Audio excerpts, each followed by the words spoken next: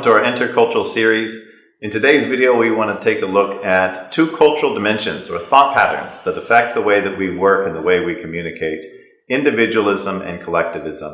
To help illustrate this concept, I'd like to share a short story that came to us from an HR friend in Beijing a couple of years ago. She had called us up frantically because she had received a complaint from two colleagues, one in Copenhagen, one in Beijing, and they had begun fighting over the span of 12 different emails, and it had begun to erode team effectiveness and team trust, and she desperately wanted to know what could she do in order to resolve this situation. To help understand her case, let's take a look at the first of these two emails and see what we can learn from them. Mr. Lee, I would like to know how the new coding project is going. Can you tell me when you will have achieved the first project milestone? I haven't heard anything from you yet, and I look forward to your feedback. Additionally, can you tell me about the other members of your team? Has Sally contacted the vendor partner in Beijing yet? If so, what will she do next? Also, has Charles finished the time logs yet? Regards, Hans. As we look at the second email, let's take a look at differences in styles and differences in the way they communicate. Dear Hans, how is the weather in Copenhagen? Our team is pleased to report progress on the project. We've been working hard and the project will hit the first milestone by next Monday. We heard back from our vendor partner 2 days ago, and we will finish the agreement by the end of the week. Please find the time logs attached to this email. Feel free to share any feedback. Best regards, Lee. Looking at these two emails, we see two very different styles. As we said before, individualism and collectivism. If we wanted to get to the root of these two ideas, these two cultural dimensions, we'd want to be able to answer a very simple question. Culturally, we'd ask, how do I define my identity? For some groups, they would say, I define my identity by what keeps me separate from others, what makes me unique, what makes me different. This answer is commonly attributed to individualism, looking for differences from the rest of the group. For others, they would say, what do we have in common? How are we drawn together? What are the things that seem similar? These answers are rooted in what we call collectivism. There are many ways that this affects us in the way we communicate, both our sense of achievement, the sense of roles and responsibilities, even how we structure information.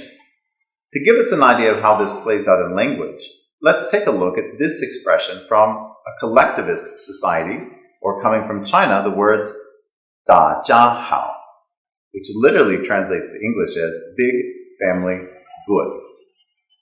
Look at the connections in here. When we're addressing a group of people, we're looking at them as a member of our family. Not just a member, as the whole family that we belong to.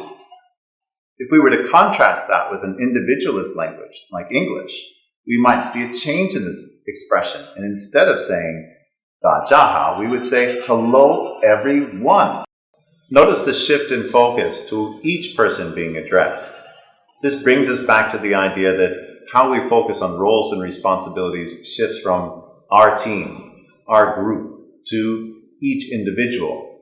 We should begin to see some hints about why there was this miscommunication and conflict between Hans and Mr. Lee, with an emphasis on who exactly is taking responsibility in the individual sense versus we're taking responsibility in the collectivist sense. In order to get a good adaptation, we wanted to give advice to both Hans and Mr. Lee. Let's take a look at the 4 coaching steps we suggested to Hans first, and then look at our suggestions to Mr. Lee. First, we suggested add a little warmth and a friendlier tone. Make sure people feel like they're your colleagues. Second, instead of immediately starting with fine details, shift instead to the broader view and begin to focus down from there.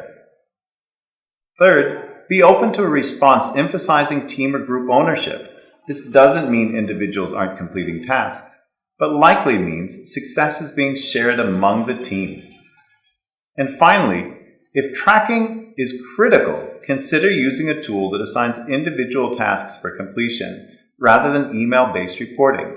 Use your technology or use a project management software that will help get the right kind of answer.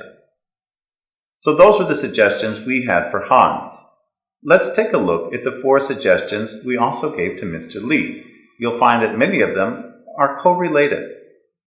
For Mr. Lee, we reminded him that he wants to balance that warmth with a focus on tasks, making sure that people see that he's also there to start getting down to business. Second, we suggested breaking tasks and responses down to bullet points that showed clear individualized results with who is doing it. Third, we suggested be open to using individuals' names. This doesn't mean that he's not working together as a team, but rather shows what each person is doing within the team. Finally, if it simplifies sharing individual results as the team hits milestones, consider using a tool that assigns individual tasks for completion and team milestones. What would have been very helpful in this case was to use that technology better, not just rely on the email, but rely on something like a project management tool. This is something for us to consider. How can we take back this individualism and collectivism dimension to where we work? Well, not just when we're thinking about our emails. We might also want to be considering how we're assigning roles and responsibilities on the project. How do we look at our new team member orientation when we welcome people to our team? How do we give performance evaluation or feedback to our team? And how do we motivate and recognize our colleagues? There's a lot of room to think about the language we use and the emphasis we place on roles and responsibilities. As always, we want to end with a checklist to give you an idea about what to do as you go back to your work. Our checklists are composed of 3 parts: what we want to identify, what we want to understand, and what we want to begin to adapt. So let's take a look at our checklist and see how we can use it as we return to work. First, identify the preference based on language patterns your colleagues use.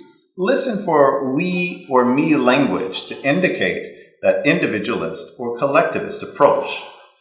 Next, do a little research to better understand about cultural norms and how warmth or formality are expressed within your team members' cultures. Take a little time to better understand their worldview and where they're coming from. Finally, adapt your style to indicate ownership and achievement in ways that build trust and confidence with your colleagues.